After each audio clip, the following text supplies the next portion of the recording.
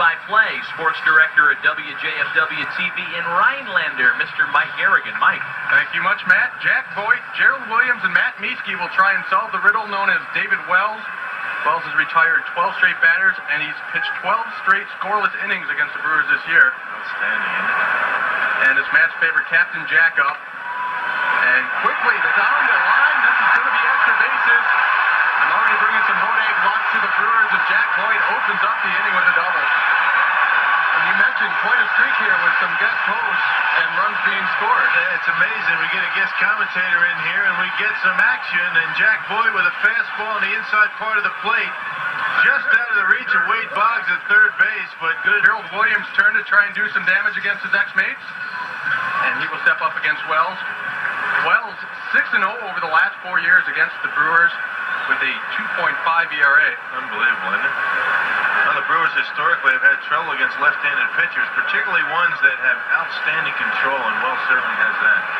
He has done that with the second leadoff double, this time in the 5th inning. Fernando Vina did it in the 1st, and nothing came across. Questionable strike, especially questionable since I'm a Brewer fan. Speaking about questionable calls, Jeff Sherrill's homer was one of the longest I've seen. Yeah, how about that, huh? That clearly cleared the wall.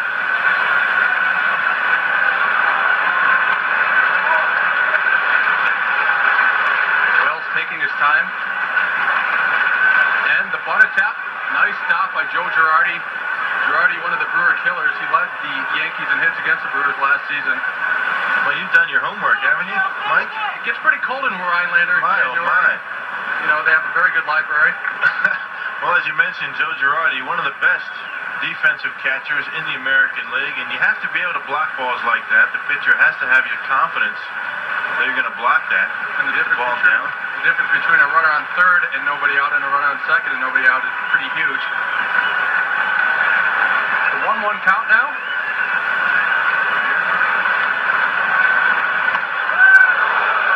Just a bit high. A little chin music there for Gerald. I'll tell you, this Wells is a good pitcher, but he's a different breed of cat, isn't he? Yes, he is.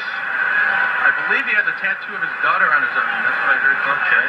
Wore a hat that he bought and Babe Ruth wore in his start already this year, yeah. So number 33, looking in on Williams.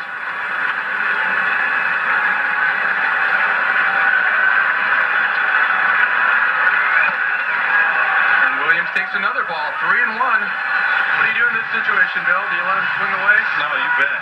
You bet. You let Gerald swing away. Boomer Wells does not walk guys. Only 23 coming in the ballgame all season long. Has yet to walk a batter tonight. Pinpoint control, 2 strikeouts, no walks, and only 2 hits given up by Wells. But the first rally mounted here by Gerald Williams and the Brewers in the 5th.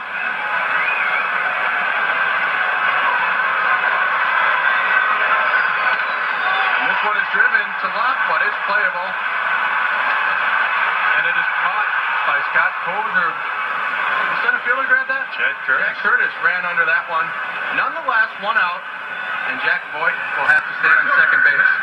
Well, there's a good example of how you have to play given the score that's against you. And now comes the Yankee killer, Matt Mieske. He grounded a short his first time up, 0 for 1.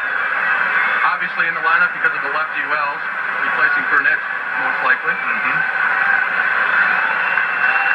Wells taking his time on the mound, and right down Main Street. As you mentioned, Mieske only with 4 at-bats after the All-Star break, and it's tough duty for a guy that's used to playing on a regular basis, sitting the bench, getting his first start in almost 2 weeks. With a guy like that, is he more apt to take a first pitch like that? Well, a guy like that, a guy coming off the bench, normally if he sees a pitch he likes early in the count, he goes after it. We'll see if he goes after this offering by Wells. The 0-1 count.